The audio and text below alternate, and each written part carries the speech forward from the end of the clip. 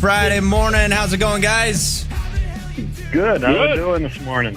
We're doing all good here. We're running a little short on time. What's the biggest topic we got to get to right away today? Well, I think one of them is going to be that, Beijing Biden, he went ahead and opened up a new federal office of, quote, gun violence, or we like to call it gun crime, but anyway, gun violence prevention, and he put the old word salad Vice President Kamala Harris in charge of it. And what's really interesting about this whole thing is that Biden aide Stephanie Feldman, she's also worked very, very hard as far as gun control and things like that go. She's going to be part of this, and I'm just going to go through this real quick here.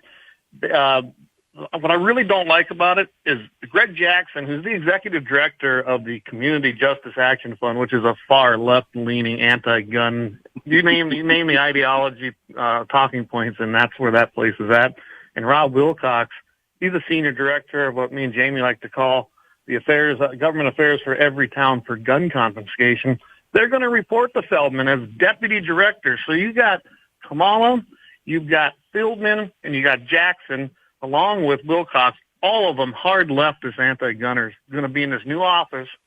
And he said it's the first steps that are needed, and they're going to be just dropping money into this thing. So now the taxpayers are going to be paying for an office that their total and complete intent is to confiscate and do away with the Second Amendment. Jamie, you got anything you want to add to that? Yeah, of course, Biden said last year I signed the Bipartisan Safer Communities Act, which it's not. It hasn't done anything to keep our communities safer, to keep guns out of dangerous hands and take one more executive action. And he has taken more executive action than any president in history, which is funny because when Trump took executive actions, the Democrats thought that was the worst thing in the world, and Biden's proud of it. And, of course, Clay, on top of that, right, like we always say, after he announced the launch of that new office on Friday, he called for, here we go, Clayton, assault weapons ban, high-capacity magazine ban, universal background checks, and he called for Congress to take more action for restricting your Second Amendment rights. And then he pledged to use the office to centralize, accelerate, and intensify his administration's Second Amendment prohibition agenda. So if you're listening and wonder why Clay and I or most gun owners don't like any new gun law, just because it's never enough. They just proved it right there. They created this office. They signed their stupid bipartisan, quote, legislation last year that hasn't done anything, and that's not enough. He still wants to keep doing more.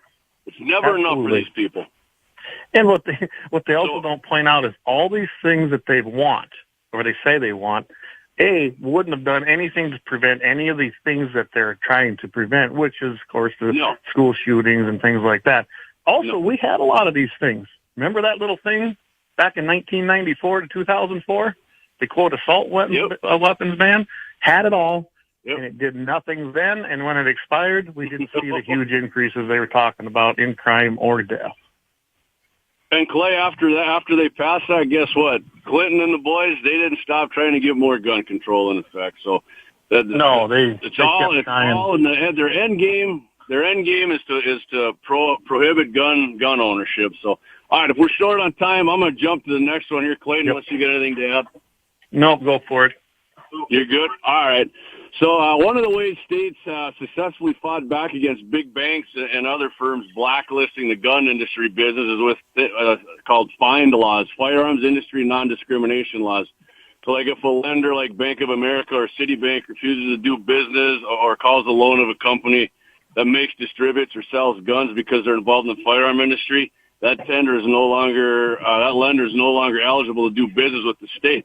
And, of course, that was a result of our good old boy Obama, their Operation Choke Point to starve out the gun industry and cut off their services of banking, insurance, and credit card processing, which they need to operate. So one of the companies that says they've been targeted here in Texas is by anti-gun discrimination is Ruger. I'm going to be shooting my Ruger later today, as a matter of fact. Fine firearms maker. Ruger was told by Wells Fargo they no longer extend working capital credit to the firearm manufacturer despite being highly profitable, publicly traded business, and lots of cash and zero debt.